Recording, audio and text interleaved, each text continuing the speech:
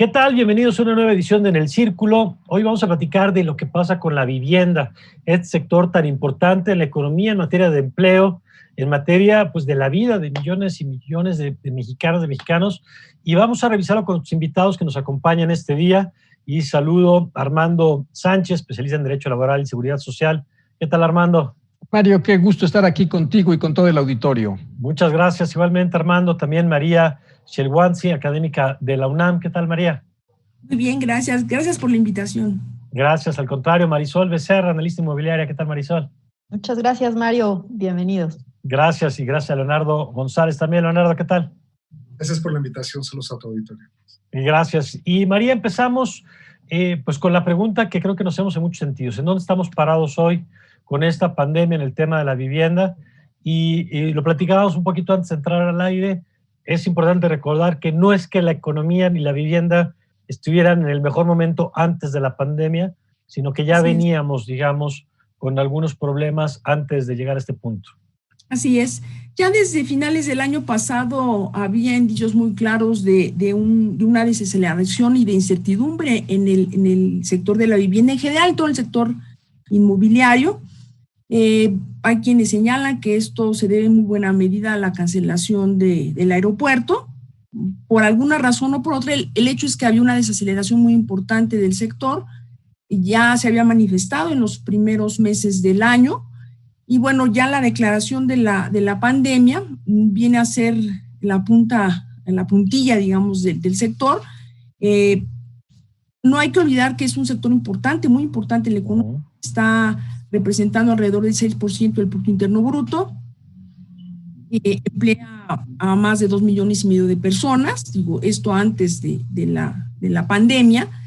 Y si bien hay quien afirma que la pérdida de empleos no ha sido muy significativa, que oscila entre el 4 y el 5%, estamos hablando de menos de 100,000 empleos, algunos dicen que entre 50 y 60,000 empleos, pues esto viene a ser manifestación de un fenómeno mucho más severo, porque pues no hay que olvidar que estamos hablando de una economía de mercado, en donde el impacto no se queda solamente en este sector, sino que va afectando todas las cadenas productivas que están alrededor de la vivienda y de la industria de la construcción. Claro.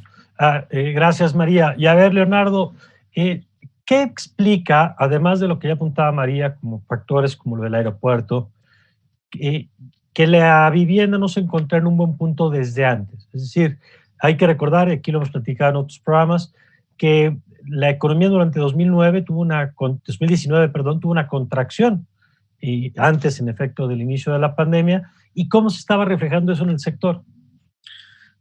Por supuesto. La vivienda, como bien comenta María, pues vive una coyuntura adversa. No obstante, para entender este problema, debemos de contextualizarlo en más largo plazo. El mercado de vivienda en México tiene un rezago histórico de 9 millones de viviendas, es decir... ¿Rezago de oferta? De demanda. O sea, hay una demanda de 9 millones. Si hoy se edificaran 9 millones de viviendas, se resolvería el problema de rezago habitacional. Desde formación de hogares o bien de remodelación o situaciones de hacinamiento. ¿Sí? Entonces, el mercado de vivienda lo tenemos que entender desde el punto de vista de un exceso de demanda. Dicho en términos muy resumidos, casi todo lo que se edifica se ocupa o se habita y se vende relativamente rápido. No obstante, es un sector que, aunque ha ganado una relevancia cualitativa muy importante, sobre todo durante la pandemia, porque pues, es el nodo de estancia y además es un lugar que se ha reconceptualizado en función de ocupar la vivienda no en términos tradicionales que es o casa, habituales. Escuela, que es todo. Y además es un lugar seguro, ¿no? Es un lugar seguro donde en una crisis de salud pública puedes vivir de manera relativamente segura, ¿no? Además de eso, vemos que la vivienda hoy tiene un perfil cualitativo muy importante porque hay más información, hay mejores indicadores, la información es cada vez más accesible y hoy vivimos un momento donde los usuarios y los residentes son verdaderamente expertos en lo que pasa en su casa, en su colonia, en su zona, en su plaza, en su ciudad. Hay una mayor vinculación de los residentes al entorno urbano, ¿no? El mercado ha cambiado notablemente, aunque las cifras de rezago habitacional prácticamente no se han movido. En términos de coyuntura, la demanda anual está en torno a 1 millón de viviendas, aunque, como bien comenta María, llevamos aproximadamente 3 años en una fase descendente, ¿no? Por distintos motivos. En términos de demanda. Sí, en términos de demanda y de oferta también, es decir... Porque el mercado responde a la demanda. Así es, ¿no? O sea, se ha construido menos en los últimos 3 años, digamos. ¿Ya veníamos así? Porque el mercado absorbe menos por distintos motivos de entorno, ¿no? Otro elemento muy importante es que la vivienda tiene un efecto cascada importantísimo. Está correlacionado con 37, 40 ramas. Por cada peso que se gasta en una vivienda, impacta en 37 distintas ramas económicas. Es decir, si la vivienda crece un poco o decrece un poco, su efecto dominó se exponencializa de manera matemática, ¿no? Si decrece, la economía arrastra 37 ramas que decrecen a su vez y viceversa también. Ok. Ahora, gracias, Leonardo. Y Marisol, ¿qué pasó con la pandemia? En estos meses, pues muchas decisiones se pospusieron, porque además hay que decir que la pandemia, como decía ahorita Leonardo, tiene un componente sanitario, pero tiene un componente económico. Y el componente económico es la gran pregunta de, pues, ¿qué va a pasar con la economía? ¿Qué va a pasar con mi trabajo? ¿Qué va a pasar con mi futuro? Y entonces decisiones de mediano y de largo plazo, pues supongo que de pronto se detienen por este entorno de incertidumbre. Y pocos bienes se me ocurren que tengan que ver más con el largo plazo que la adquisición, por ejemplo, de una vivienda. Y por eso la pregunta, Marisol, de qué ha pasado en el mercado en estos meses.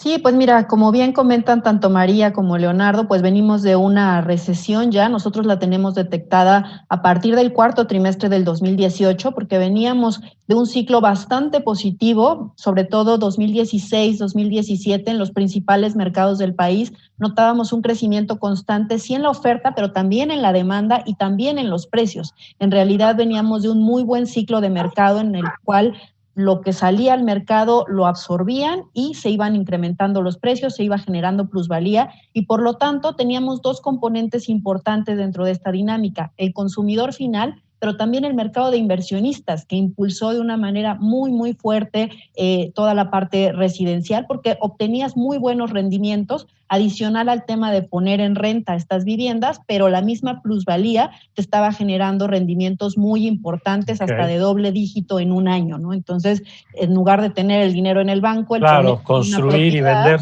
Exactamente, o sea, ahora sí que la inversión de ladrillo siempre iba como siendo bastante segura. Y esto bueno, entonces, perdón que te interrumpa, Marisol, pero me llamó la atención, dices desde el último trimestre del 18, o sea que todo el 19 ya venía a la baja.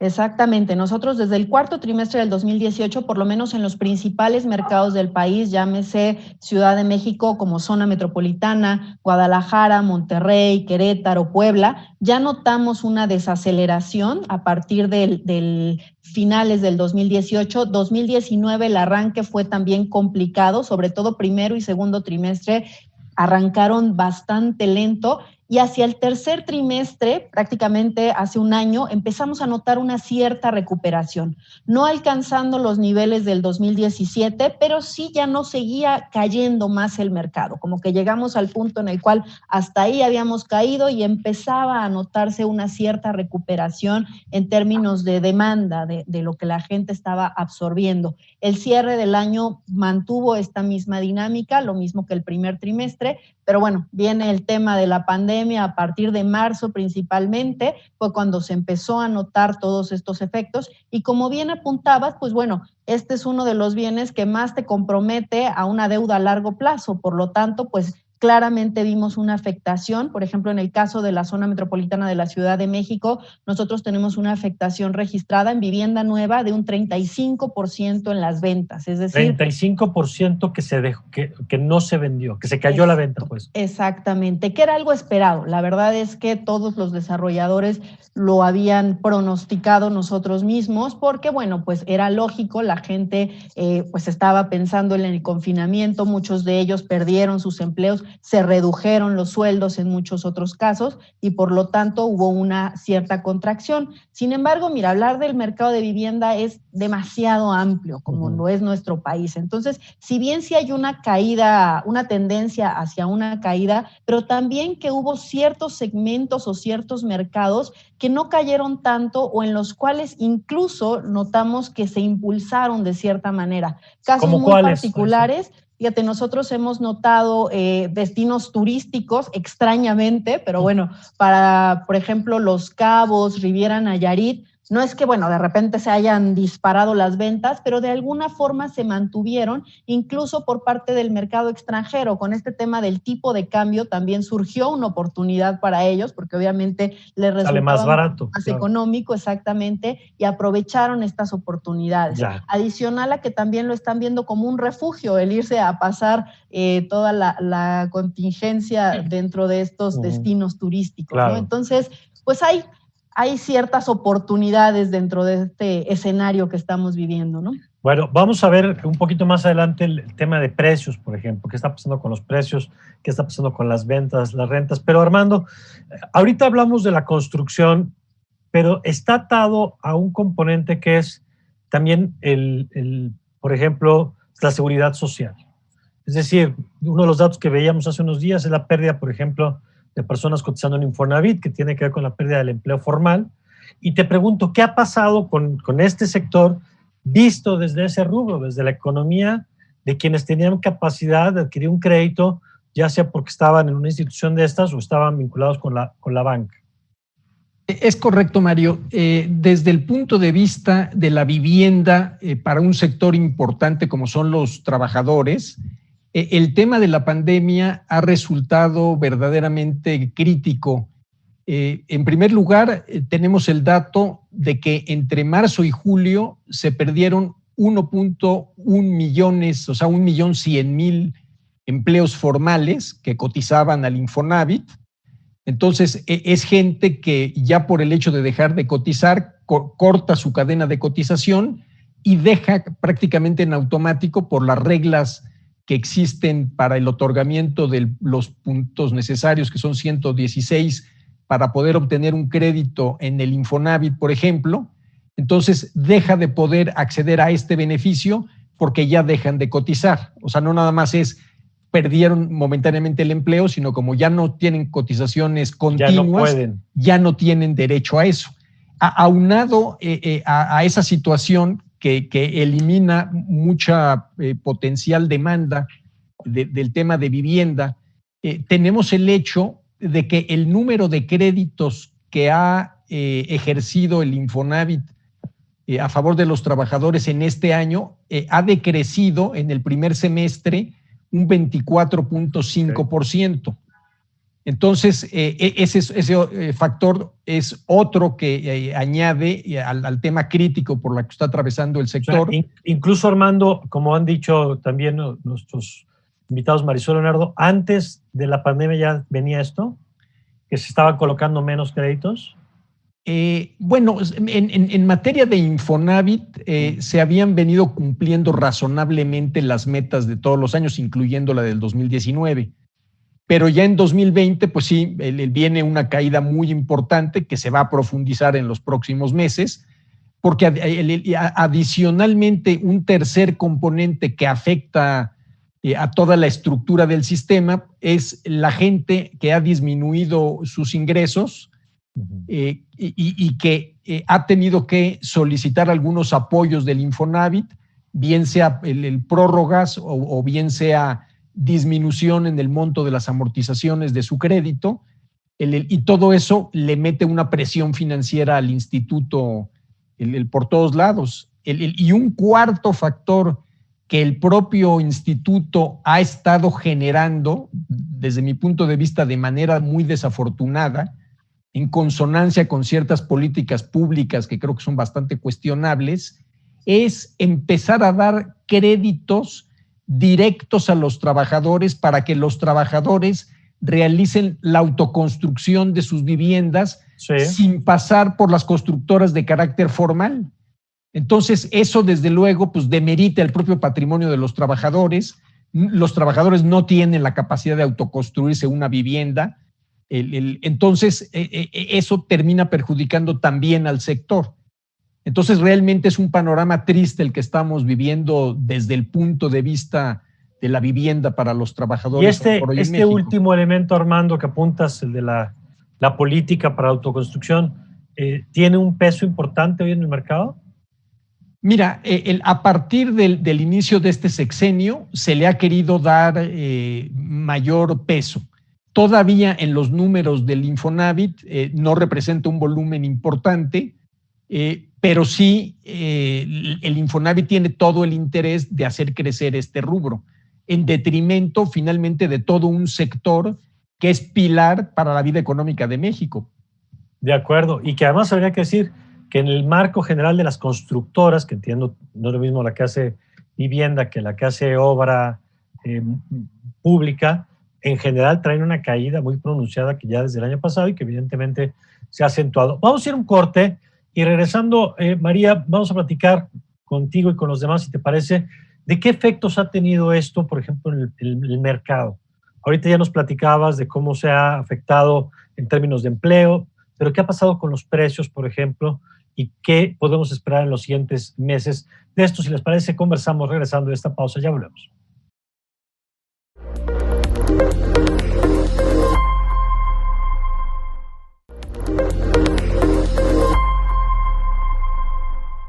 Estamos de regreso y María, ¿qué ha pasado con los precios? Nos decía Marisol hace rato que pues durante un buen periodo el mercado fue creciendo, la oferta iba aumentando, se convirtió en un mercado muy atractivo, incluso yo diría que vimos hasta, no sé si el término sea burbujas, pero por lo menos sí crecimiento en algunas zonas de la Ciudad de México que se duplicaron los precios en 10 años o en 15 años de manera muy significativa. Hoy, ¿qué está pasando con el mercado? ¿Están bajando, están empezando a registrar una disminución o simplemente un estancamiento? ¿Cómo lo estás viendo, María?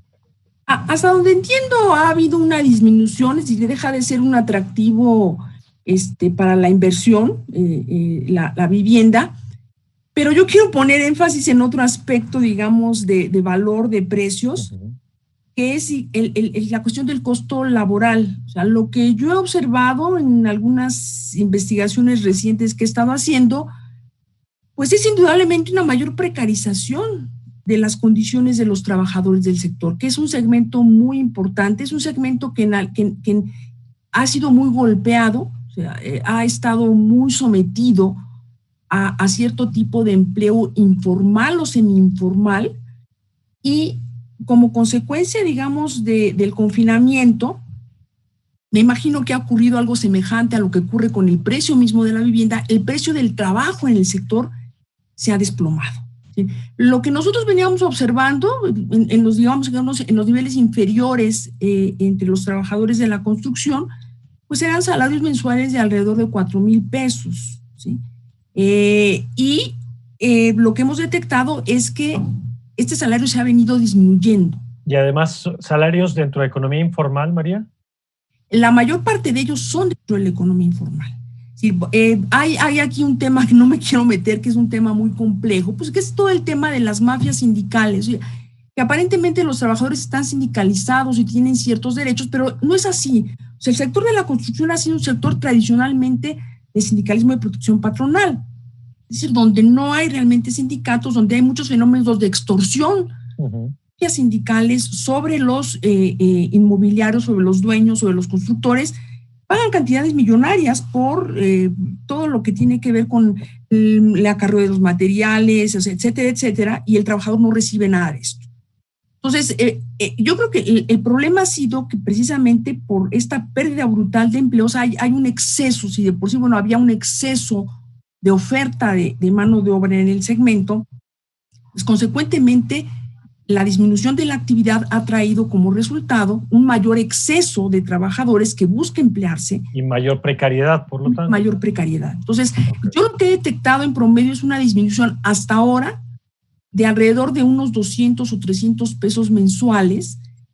Pero bueno, si lo vamos nosotros viendo a lo largo de toda la escala, ¿sí? En la industria de la construcción hay escalas, incluso uno se puede meter a internet y checar ahí salarios, pues afecta incluso a los segmentos más altos, o sea, de los salarios más altos que estaban alrededor de 15,000 pesos mensuales, estamos viendo también una disminución importante. Entonces, esto viene a generar un nuevo círculo vicioso, creo yo, porque precisamente uno de los grandes detonantes del sector pudiera ser, bueno, pues, la elevación de los ingresos de las personas. Y entonces, yo creo que también en ese sentido el sector es un indicador de cómo se está dando una mayor precariedad laboral en este país, en los empleos formales, semiformales, y sobre todo, digo, voy a decir algo que a lo mejor no resulta muy atractivo, ¿no? Sobre todo tomando en cuenta que hay también grupos importantes que están recibiendo ingresos literalmente por no hacer nada. O sea, ciertas políticas sociales que están encaminadas, ¿sí?, aparentemente a dar protección a algunos. Estoy hablando, por ejemplo, de jóvenes construyendo el futuro. Yo estoy haciendo un trabajo muy profundo sobre eso. O sea, me encuentro que hay gente que no quiere trabajar porque, bueno, ¿para qué vas a trabajar si puedes obtener 3,600 pesos mensuales por no hacer nada, no? Porque en la mayoría de los casos yo he encontrado que muchos de estos jóvenes realmente no están trabajando. Entonces, esto creo yo que abona mucho en favor de la precarización.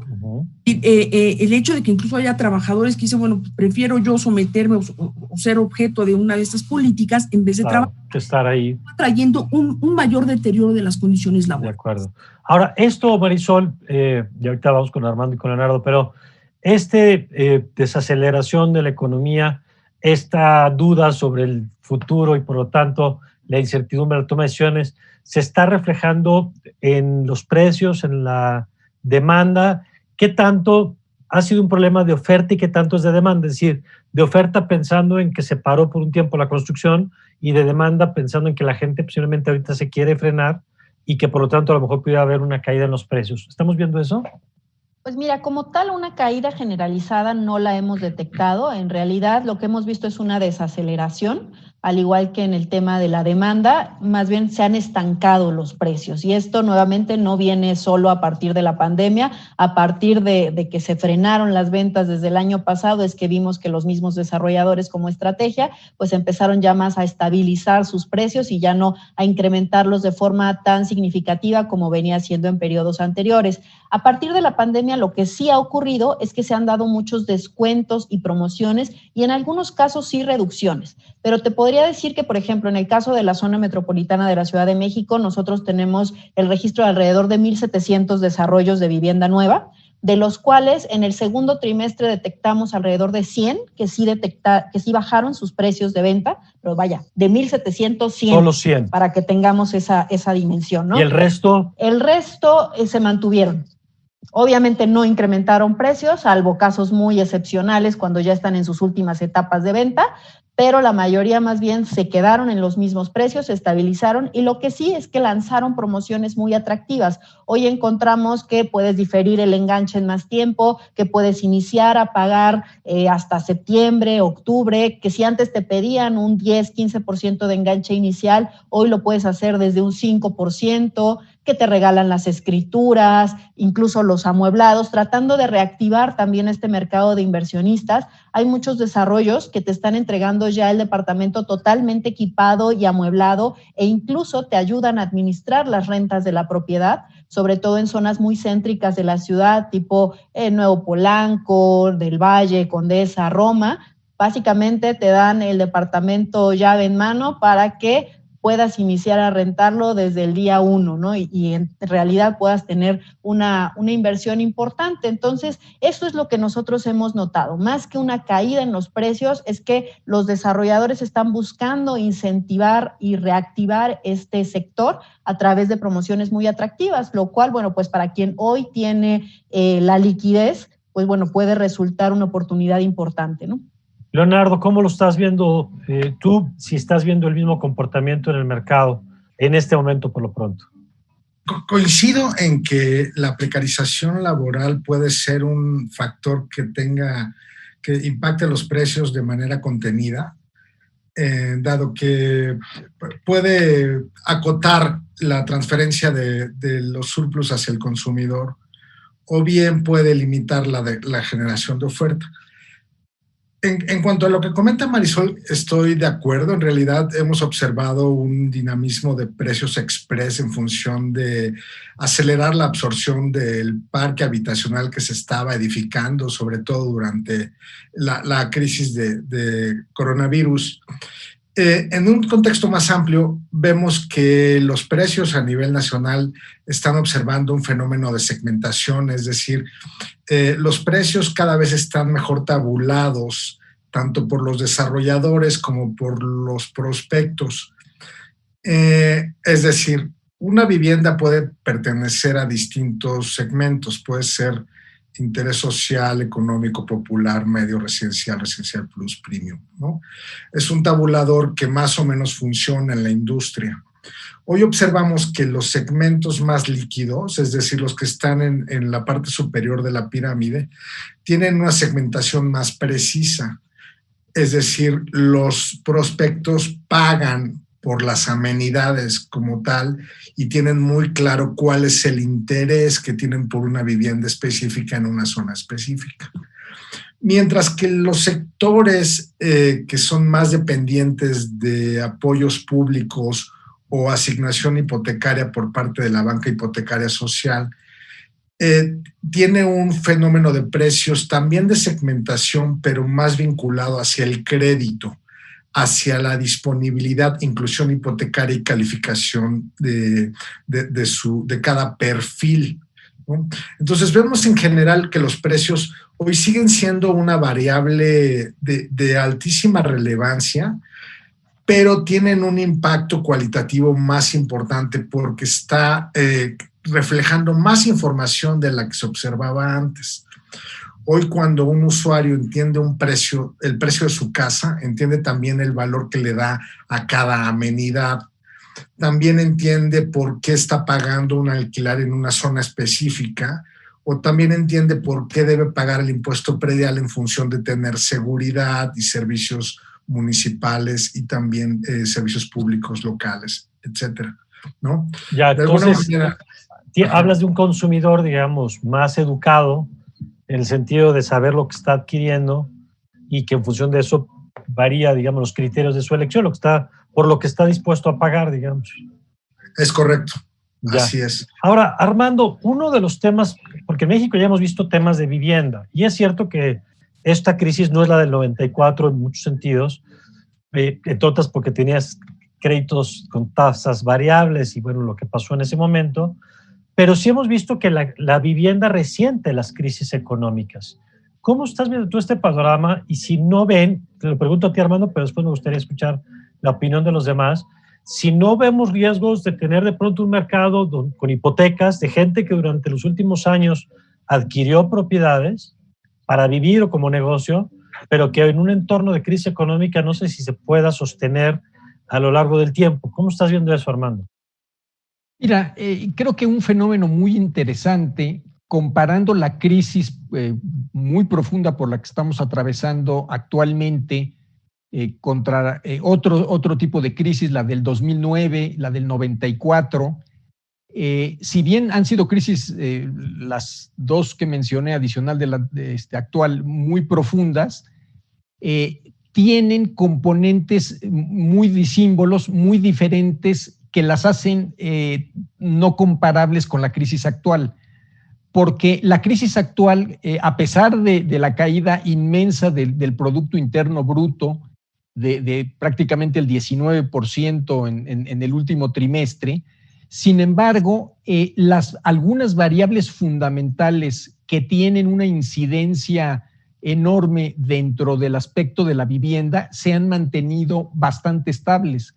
Una de ellas es por ejemplo, las tasas de interés. Las tasas de interés, a diferencia de las crisis precedentes, no se han disparado hasta el cielo. Al revés, vienen bajando. Exactamente. Entonces, esto hace que esta crisis que estemos viviendo es muy distinta a la del 2009 o a la del 94 o 95, Tenemos también el precio del dólar, que se ha realmente mantenido se ha disparado y hemos llegado arriba de los 25 saltos, pero finalmente se ha retraído razonablemente.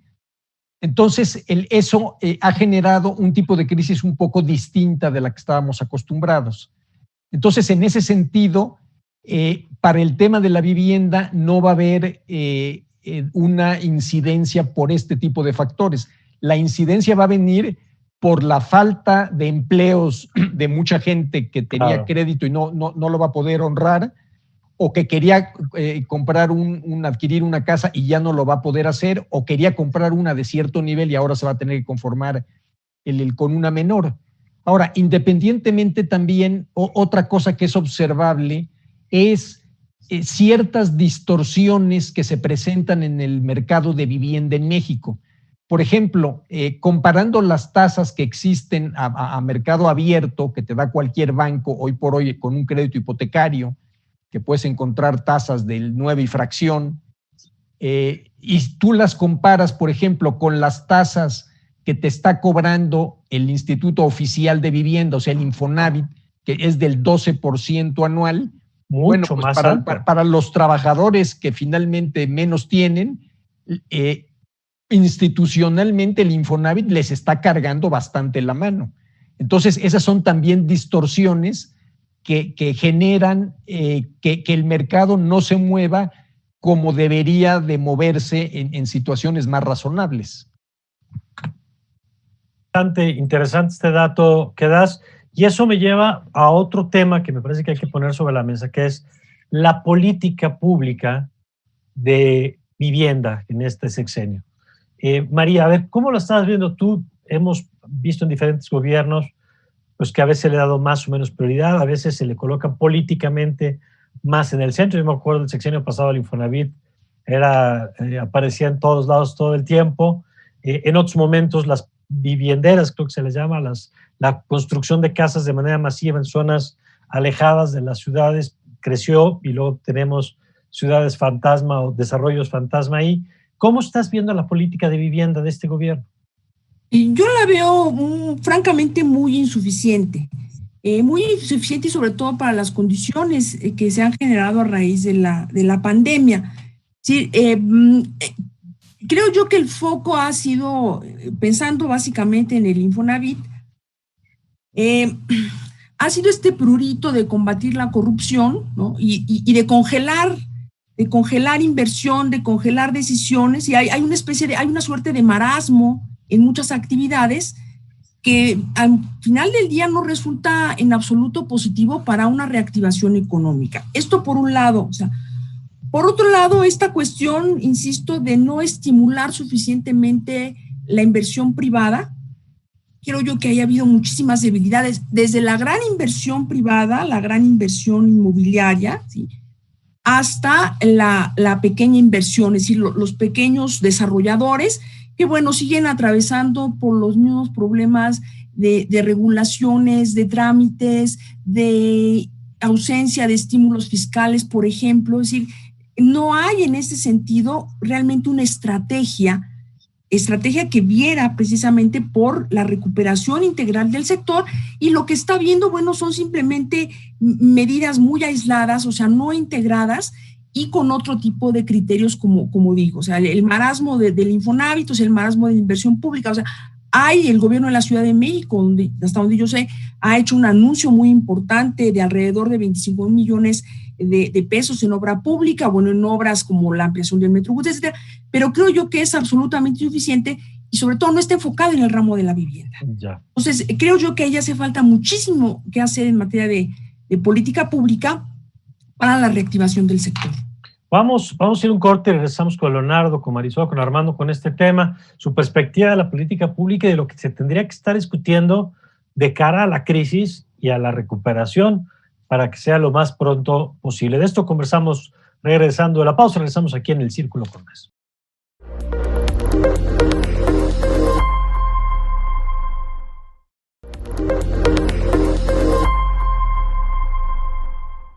A ver, nos quedamos, Leonardo, antes de la pausa con esto que nos explicaba María sobre tu perspectiva de la política que está haciendo este gobierno en materia de vivienda. Yo te diría antes de la pandemia y ahora en este momento de la pandemia, en donde entendemos que la vivienda depende del estado general de la economía. O sea, que si la economía está bien, pues se mueve mejor el sector. Si la economía está mal, pues se va a mover mal el sector. Pero las políticas específicas para el sector, ¿cómo las estás percibiendo? Yo creo que esta administración hay que leerla en términos de políticas públicas con respecto al sector vivienda en dos partes. La primera de ellas es las políticas de corte, de política social que estaban vinculadas a los proyectos de campaña. Por otra parte, coincido con María en que en términos de políticas públicas reactivas ha sido muy limitada su actuación en función de que los ha rebasado la realidad social y el momento de crisis que vivimos. No obstante, creo que es indiscutible, es decir, no cabe a duda que la importancia de la vivienda será vigente durante esta administración, en la previa y en la posterior, ¿no? Por lo tanto, creo que desde el punto de vista de políticas públicas tenemos que ser muy proactivos y hay muchas áreas de oportunidad. La que considero más importante es la vinculación de vivienda a la realidad del capital humano, es decir, a la vinculación de la fuerza laboral a nuevos espacios que permitan lograr un proceso más independiente y más productivo. Pero ¿y cómo se hace eso, Leonardo? ¿Qué puede hacerse como política pública para detonar eso que apuntas? Sí, inclusión hipotecaria es una ruta. Hoy la vivienda es un área de oportunidad desde el punto de vista de inclusión hipotecaria para poder vincular a la fuerza, sobre todo de los jóvenes que se están incorporando al mercado laboral y a una vida independiente, a lograr una vida más organizada y menos volátil, ¿no? ¿Y eso qué implicaría, perdón, que desarrollar productos?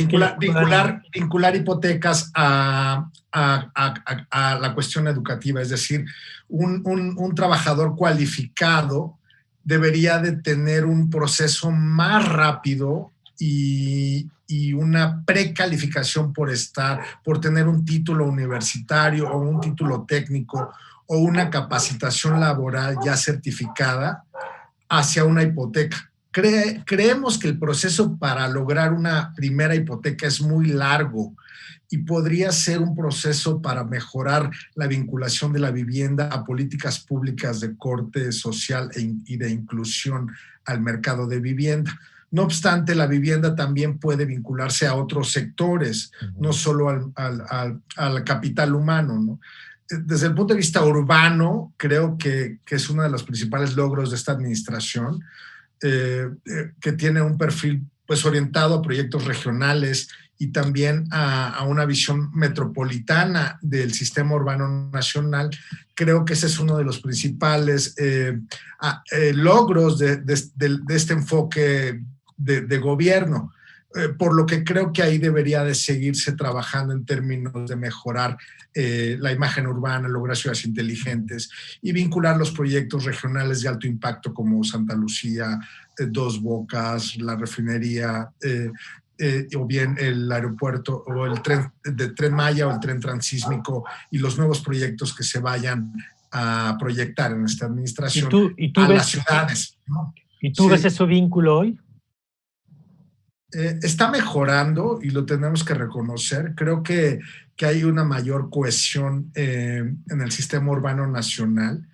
En perfilar los proyectos de obras públicas o de infraestructura desde el punto de vista de polos de desarrollo es una innovación que no se podía ver ni en la administración de PN o de Felipe Calderón o las anteriores.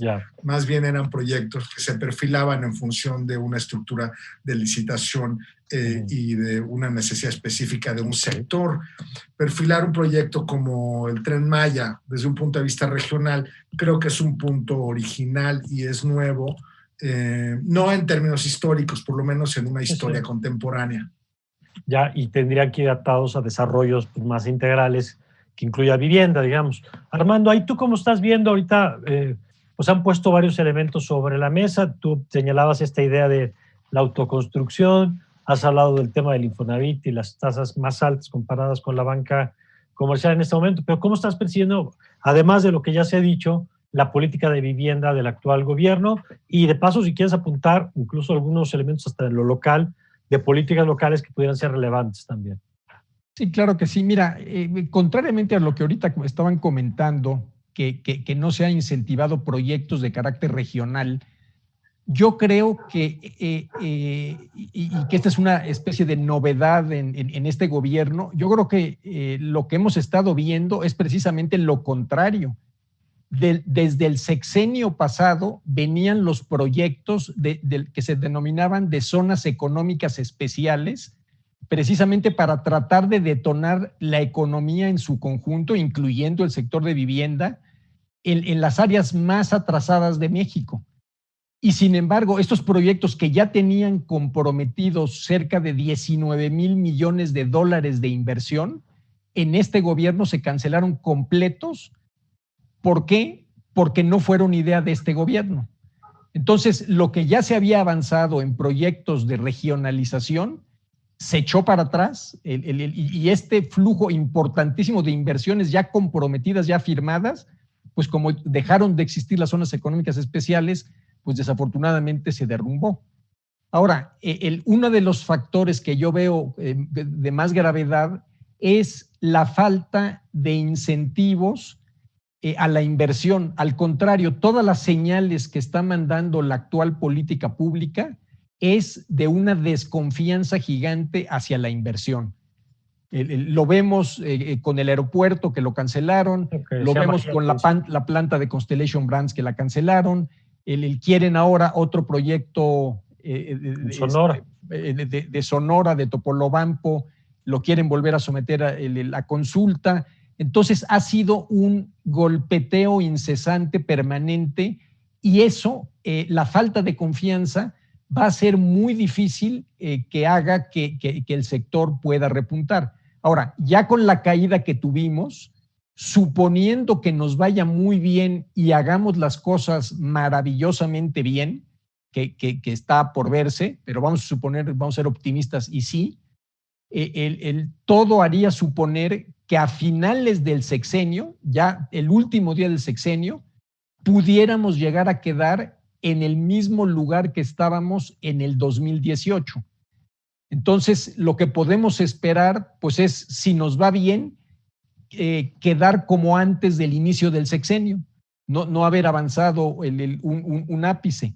Ahora, otras cosas que aparecen como políticas públicas en el horizonte, que también son totalmente contrarias a la inversión, es precisamente, por ejemplo, el querer incrementar el costo total de mano de obra de todas las empresas. Se acaba de presentar recientemente el nuevo proyecto de pensiones, donde se le quiere incrementar a las empresas sus aportaciones a los seguros de retiro, cesantía y vejez en un 169%.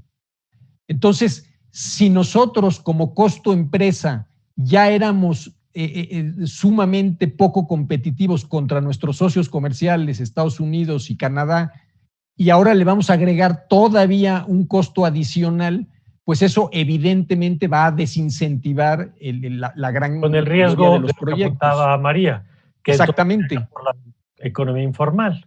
Así es. Entonces, creo que va a ser una etapa la que se viene en estos próximos años, pues de un estancamiento que se va a tratar de sobrevivir, donde tiene que haber resiliencia por parte de las empresas, pero no se va a poder pensar en la gran mayoría de los casos de un avance importante como se venía manejando anteriormente en el país. Ahora, la pregunta es, ¿qué sigue? Nos han dado un panorama, porque además creo que lo que decía Leonardo es compatible con lo que decía Armando también. Leonardo decía estos proyectos concretos con obras, digamos, grandes, y lo que tú apuntabas, Armando, eran estas políticas de las zonas económicas, ¿no? Con enfoques diferentes. En efecto, lo de las zonas económicas se echó para atrás y habrá que ver si esta parte de las obras pues va generando esta derrama y este desarrollo integral, digamos, que estamos todavía en una etapa justamente de desarrollo. Pero a ver, Marisol, ¿tú qué estás viendo para el mercado? Y una pregunta que ha sido un poco recurrente en este programa es, ¿estamos ante un paréntesis o ante un parteaguas? Es decir, ¿simplemente se recuperará y volveremos a lo que estábamos antes? ¿O tú estás viendo en el mercado de vivienda y de la construcción en general un cambio de reglas? Y pienso, por ejemplo, desde lo que está pasando con las zonas comerciales, el caso de Mazarik, que se publicó hace unos días, pues que ante la crisis económica, el comercio electrónico, pues vemos que ya a lo mejor ya no se va a poder rentar lo que se rentaba antes, ¿no? Esta idea de que el trabajo no necesariamente esté atado a la presencial o a la escuela y que por lo tanto pueda cambiar el valor de algunas zonas. Yo lo veo, desarrollos que estaban cerca de universidades, casi como dormitorio, hoy que la educación es a distancia, pues se vaciaron. Podemos decir que es circunstancial por la pandemia, pero mi pregunta es un poco si lo que ustedes están percibiendo es que vamos a regresar pronto al mercado que teníamos o si es un nuevo juego, Marisol.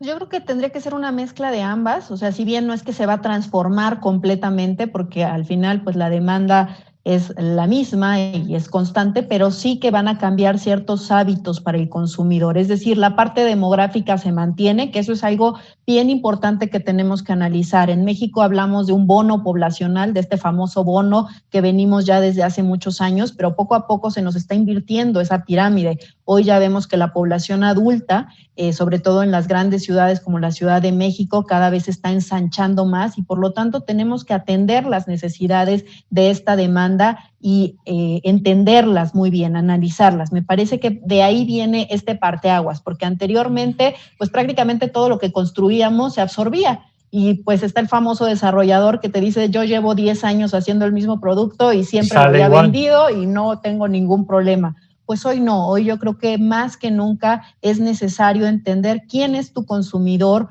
cómo se está transformando, cuáles son sus nuevos hábitos, sus necesidades que están surgiendo a partir de las condiciones actuales y de lo que se va a derivar a partir de la pandemia.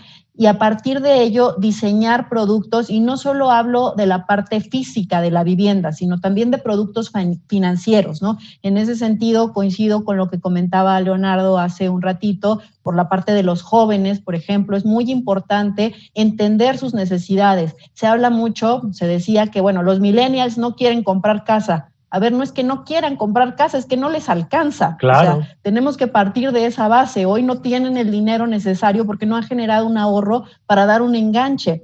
Entonces, tenemos que ser facilitadores para que realmente ellos puedan hacerse de un patrimonio y, por lo tanto, seguir incentivando el sector de la vivienda. Entonces, me parece que más que una retransformación es entender que hoy tenemos que analizar de manera mucho más puntual el mercado de vivienda. María, ¿tú cómo lo ves? Sí, bueno, desde un principio yo comenté que la pandemia había agudizado las contradicciones y problemas estructurales de la economía mexicana y coincido totalmente con Marisol y con Leonardo. O sea, hay un severo problema de poder adquisitivo en este país. No es desde luego un problema reciente. Claro, un problema pero sí agudizado. Pero se ha agudizado, indiscutiblemente. Y a mí lo que me parece más preocupante es que no se está haciendo absolutamente nada por afrontar este problema, o sea, por atacar este problema específico que es de alguna forma la madre de todos los demás problemas. En la medida en que el mercado interno no crezca, en la medida en que el poder adquisitivo siga siendo muy, muy pobre, muy precario, pues obviamente la economía no se va a mover para ningún lado. Si vamos a estar reciclando, sí, estoy de acuerdo en que, bueno, hay que generar, hay que innovar, pero al final de cuentas el gran motor de las economías capitalistas, y hay que tener esto muy presente, es el salario.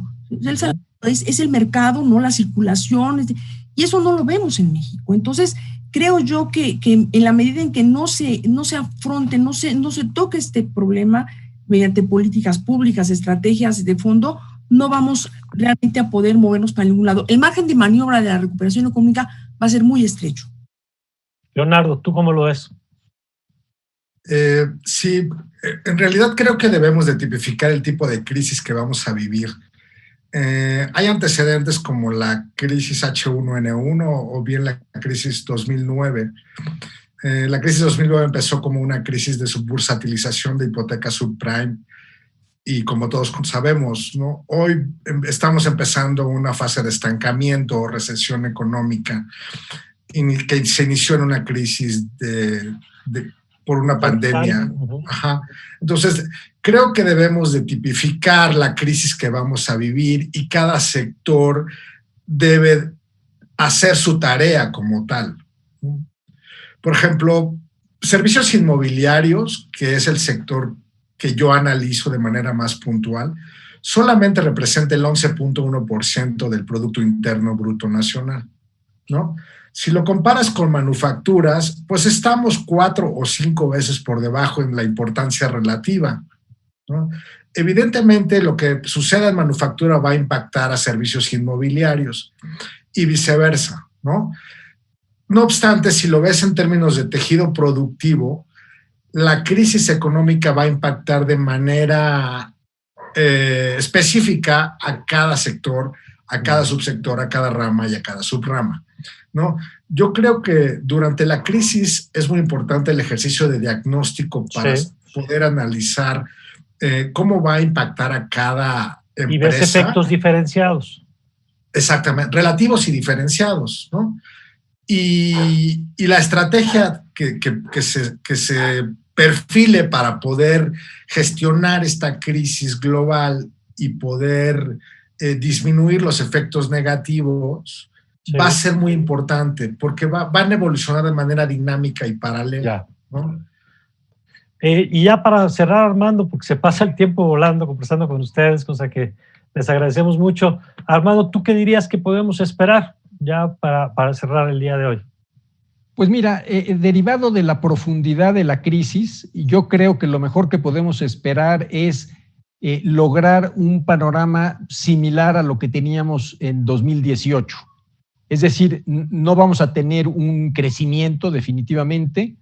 Las empresas que resulten exitosas son las que de alguna manera se van a enconchar, van a sortear esta crisis y esperar un poco tiempos mejores. Porque definitivamente pensar que va a haber un crecimiento, va a haber un repunte o las cosas van a seguir como venían antes del tema pre-COVID, creo que ya hay elementos económicos suficientes para pensar que eso no va a suceder. Entonces, el tema de hoy es el tema de aguantar, el tema de la resiliencia, y quien logre ese objetivo, bueno, pues creo que quedará en buena posición para que cuando lleguen mejores tiempos haya la posibilidad ya de empezar a crecer realmente. Muy bien. Bueno, pues Armando, muchas gracias. Al contrario, Mario, qué gusto estar aquí con ustedes. Igualmente, Leonardo, gracias. Gracias a ti, Mario, y al programa Círculo. Gracias, muchas gracias, Marisol. Gracias, Mario. Gracias y gracias, María. Muchas gracias, un gusto compartir con ustedes. Gracias, pues muy interesante lo que nos han dicho, desde dónde veníamos, en dónde estamos, la lectura que tenemos que hacer compleja del entorno para, en el mejor de los casos, regresar, pero ojalá salgamos con aprendizajes, con nuevos diseños, con nuevos productos de esta situación. Gracias a usted por habernos acompañado. Ya sabe, si le gusta lo que aquí hacemos, le invito a que comparta nuestro programa a través de las redes sociales, que siga con nuestra programación aquí en Justicia TV y nos vemos pronto en una nueva edición del Círculo. Yo soy Mario Campos y le deseo, como siempre, que tenga usted un magnífico, pero magnífico día.